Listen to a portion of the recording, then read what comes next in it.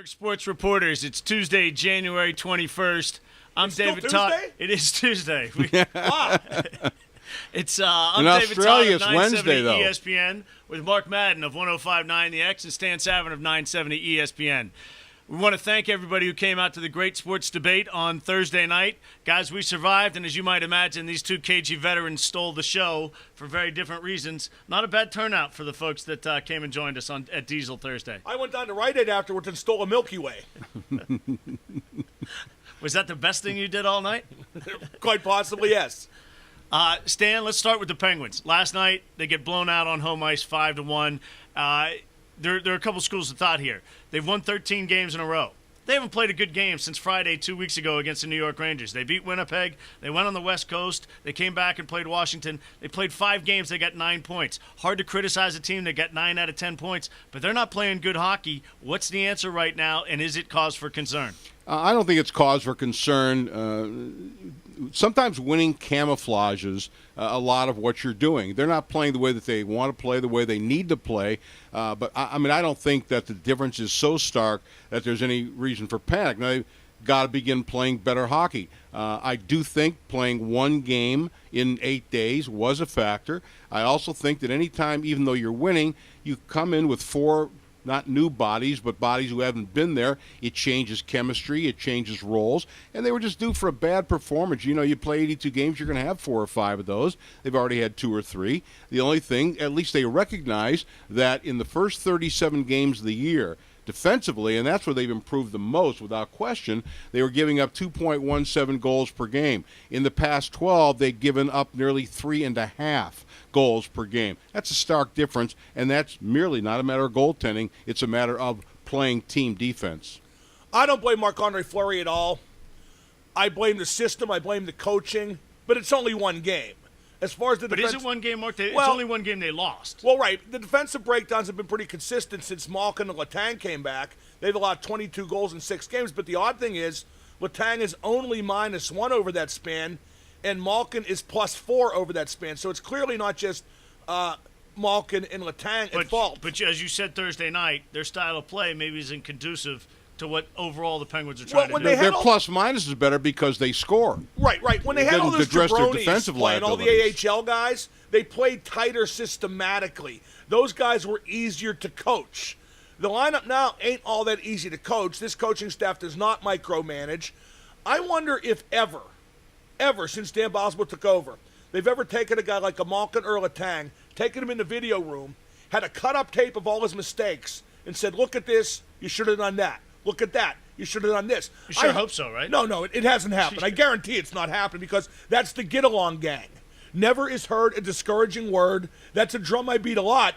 The only time they ever get mad is when they're eliminated early from the playoffs. The coaching needs to micromanage more, and the coaching needs to have a bit more of an edge, but that won't happen. Even worse scenario is that they have been taken to the film room. I mean, what do you tell a player, stop taking stupid penalties? That's 5 years already. But the worst scenario is that they have been taken in and instructed, and they're superstars, and they just blow it off and ignore it. Let me ask you this.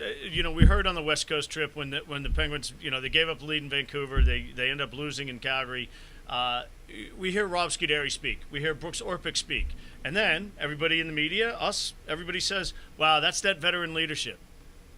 Well, we hear guys talk all the time. The impact is zero. You're right. Leadership doesn't matter if nobody follows. So where is the leadership in this organization, Mark? Is it Ray Shero? Is it Sid?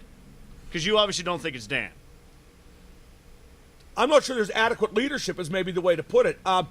You see, it's a funny scenario because, as Stan said, as you said, David, the stars don't necessarily listen to coaching. That's not just with the Penguins. That's with any sport. But Sidney Crosby doesn't need coached. He plays nearly a tactically perfect game every night out, save the odd turnover high in the offensive zone trying to make something happen. So it's a dichotomy because you got one superstar who could be the coach and the other superstars who just won't listen no matter what. And you would like to think that part of Sidney Crosby's leadership is by example. It's often been said, maybe it's a cliche, that when your best player works the hardest, other people will follow, following the lead. My thought... I don't think hard work's the problem, though, do you? No, I'm not saying that they're taking it all. I'm talking about the dedication to the small stuff that it takes to win hockey, especially in the playoffs. I'm not ready to make a wide-sweeping judgment because it's a relatively short sample of time. It's got to stop and it's got to turn around, but they have shown a propensity for playing much sounder defense. And as far as Biles, I also think a head coach, I once asked a major league manager, a guy named Frank Quillisi, used to manage Minnesota Twins, and I said, what's the most difficult part about being a manager? I said, making up the lineup, when to change a pitcher, blah, blah, blah. He said, no. He said the most difficult thing is keeping 25 individuals relatively happy over a 6-month period. And that doesn't mean cottoning to them, but you've got to manage people, as it were. Stan, yes, and I think Bilesman does a good job of that. And given the hand that he's been dealt, I don't think we can discount what they've been able to do with the amount of injuries they've had. Yes, no, not by conference. Are they one of the 5 best teams in the NHL right now? Absolutely. Yeah, but they can't beat Boston in a best-of-7 series. You think they're one of the 5 teams in the NHL right now? Yeah, absolutely. I don't think they're playing like one of the 5 best teams. Not in the now, NHL. but again, it's a real, that's a week and a half versus how long has the season been already. And you look at their points, their long-term performance. Every team has peaks and valleys in the course of a 82-game campaign. Ray Shero, trade deadline's coming up. I mean, it's coming up because there are only 9 games till, they're going to have a couple on the backside. He's going to have a window. How important is it to find a guy, and where does that guy fit in? They need third-line grit. I don't know who that guy is. One of the problems is with nearly every team in the league, especially in the East, still in the playoff race, there might not be too many sellers until the last minute. So I would get third-line grit. As opposed to first-line scoring. Well, see, Bennett's the variable there. Bennett's the wild Well, card. Will he be healthy? Where does he fit in? I've been told they want to play him on the third line when he comes back. But then, boy, There's not a lot of grit there. Well, right, you have Bennett and Sutter on the third line. And Pyatt. They weigh total about what a normal player does. Pyatt. Well, Pyatt has grit. He just can't play. I mean, he got cut by the Rangers. Yeah, he's a fourth-line guy at best. And they want to, they're going to try and play him on the third line. But I think they can solve a lot of their problems systematically and with more disciplined play. I really do. I think they need to do what Jacques Martin was brought in here to do. They need to come out for the next week or so and trap it up. They need to forget about the mistakes. I think the stats, not make mistakes. I think what they need to do for the rest of the season, because let's face it, the division's already clinched. Yeah. The division, they're going to get no worse than the home ice for the first 2 rounds of the playoffs. No worse than that. No question. Prepare for the playoffs. Sure. Get a plan B, get a plan C, and do everything you need to do that you might do between now and then. Practice Stan, that. how much are you willing to give up for a guy at the trade deadline? Are you willing to give up a Brian Dumoulin, a Pouliot? No. A Dupre's lost value. What are you going to give up? No, I would not go that high because I'll tell you the truth. I think they're better, and they have to adjust. But, I mean, and even a fine-tuned race car, eventually you have to bring it back in the shop and fine-tune. Again, I think it's too short a sampling to say, they're falling apart. They're becoming like they were against the Flyers in the playoffs. I'm not ready to say that. I think they're better positioned for success in the playoffs this year than the past few. Again, obviously it hinges on injuries, but for a couple reasons. Number one, up until this last little stretch of 10 days, they have been playing much better defense. They had one of the best defensive records, goals against, in the National Hockey League. Number two, I think that they're deeper than they've ever been before because of all the players who've had to come up and performed well. I don't think they need to make a major move. If you want to make a major move, I mean, I've always said I think Letang would be the guy that I would trade. We're looking for a high-level type of winger, but no, I would not go top prospects. I mean, I would give up a Philip Samuelson. I would give up. You wouldn't trade Dupre. Oh yeah, I was getting to him. Okay, because little value right now. Yeah, well, and they hate him. They hate him. They can't stand him. No, I would trade him, but I would trade Dumoulin too. You only need so many defensemen. In fact, for the right offer, I'd trade Pouliot or Mata simply because you're just not going to need both of them for the long haul. No, but for the right offer, for a James Neal, Chris Kunitz type return.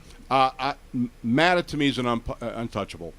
I mean, at 19, what he's shown, his defensive responsibility, the other guys are, they're prospects. Only Mata right now is a proven commodity. Yes, no questions. Coming back, will they be signed next year? Brooks Orpik? No. Engeland? No. Yes. Niskanen? Yes, we're not going to, would you let your own son walk away, David? Niskanen? If he's smart, he'll stay for more money because he's the perfect fit here. I think one always affects the other. Yep. But I think that their top priority will be to re-sign Niskanen. I'm with you. I think Niskanen's back, Orpik's not back. All right, guys, let's talk a little bit about Pitt hoops. They lose a game Saturday. Mark, did you see it? No. All right. Have you seen it? I saw it. I did see it, yes, actually. I saw the second half. That's That's what I saw. Look, so Pitt loses a game. They move up in the rankings. They went on the road. They played the number 2 team in the country. They played a good game. To me, I hate saying this because it's what we all knew, but they lose a guy who can create, Deron Johnson, a guy who can create his own shot. This team, I like this Pitt team. I think Jamie's done a good job with them, but they again only have one guy who can create his own shot and score. I think we're going to see more of the same from this Pitt team. They're going to do well all year long. The only way I think they get past the second round this year is if Jamie force feeds the freshman team from here to the end of the year. Just get him in there, get the minutes, find out if they got another guy who can score and create his own shot. Well, let me preface my comments by saying I don't care about college basketball and won't. Okay, I'm too old to have new makes interest. 3 of us. Yeah, exactly. But I saw that game, and what disturbed me about it is that it was a typical Pitt ending against a good team. Yes. They led the game. They seemingly had in control. And if they didn't go to pieces, they pretty much went up to the cliff and just toppled over instead of jumping. They didn't make anything happen. Yeah, exactly. And they looked borderline panicky down the stretch, and that's Pitt in a big game under Jamie Dixon. I hate to criticize him because I think he's done a good job getting Pitt's program to the level it's at, but I think that's the level it's at. Well, teams that they've played over the years, and maybe it's unfair to point out, I'll never forget that playoff tournament game against Marquette when Dwayne Wade, but that's Dwayne Wade. He's one of the greatest players of all time. Maybe that's not fair, but again, you saw Syracuse go to Ennis. Pitt doesn't have that go-to guy. Very few times. It never has. It never has. Patterson's a go-to guy, but he's one guy. He is, but they took him out. Finally, Boeheim screamed enough. They said, get on that guy. I mean, when Sam Young was here and Dwan Blair, those were guys you could go to, toward the end of a game, and that, I think, was their best team. But again, they didn't have that guy to go to. The one thing I had to question, maybe this was just by accident, I thought the key play of the game was Ennis's drive, and how was it that it was Zana who was on here? That had to be. They made a mistake. They made a mistake. It was too easy. Yeah, I mean, twice. He beat Robinson, and then he got picked on the second one. You don't want that matchup. Obviously, it's not. Zana can't handle him one-on-one. And Pitt needs another guy like that. So they play Clemson tomorrow night, guys. Since we're not going to be back tonight. Excuse me. We're not going to be back for 2 weeks. Give me a winner in the Super Bowl. Well, again, something I don't care. Well, actually, I do care because I'll probably bet between now and then. The thing about the Super Bowl, to me, the storyline is Peyton Manning's legacy is on the line. If he wins the Super Bowl and gets 2 rings, you mean it's he could be the best quarterback ever, or just still in the conversation? He will either be nailed on top 5 after winning the Super Bowl, or the level below that murky, undefined level below. People will talk about him having blown another big game instead of all his numbers. I think there's more on the line for Peyton Manning than anybody. I think Denver wins. I don't think Seattle can stop Denver enough. I look at it this way. I think Denver's defense is good enough to deal with Seattle's offense, which may offset the advantage that Seattle's defense might have against Peyton Manning. I'm going to go with Denver. I don't really care who wins. I would like to see John Elway lose. I mean, that's my primary motivation. I hate the guy. But I think Peyton Manning's offense is just good enough to beat really a very good Seattle defense. Early days, I'll take Seattle. Mark, the Penguins 3 games in the next 5 days. They got Montreal, the Islanders, and the Stars. When we're sitting here Monday, or somebody's sitting here Monday, how many points out of those 3 games? 5. They'll Stan? get 2 wins and maybe an overtime loss and maybe 6 points. I think they will bounce back from the Florida debacle strong. I think they will be systematic for the time being. Let's hope it's more than for the time being. Yeah, I think 5's a good number. They're not. The Islanders are a bad hockey club. Dallas and Montreal are okay, but they're much better. And it'll be interesting to see if this slap in the face actually gets their attention. I'll take 4, and I think Wednesday night's a big game. I think the Penguins need to play well, and they're playing a good opponent. So sometimes these things, it's more than just a one-game slump. All right. This is Pittsburgh Sports Reporters, Stan Savran, Mark Madden, David Todd. Thanks for watching.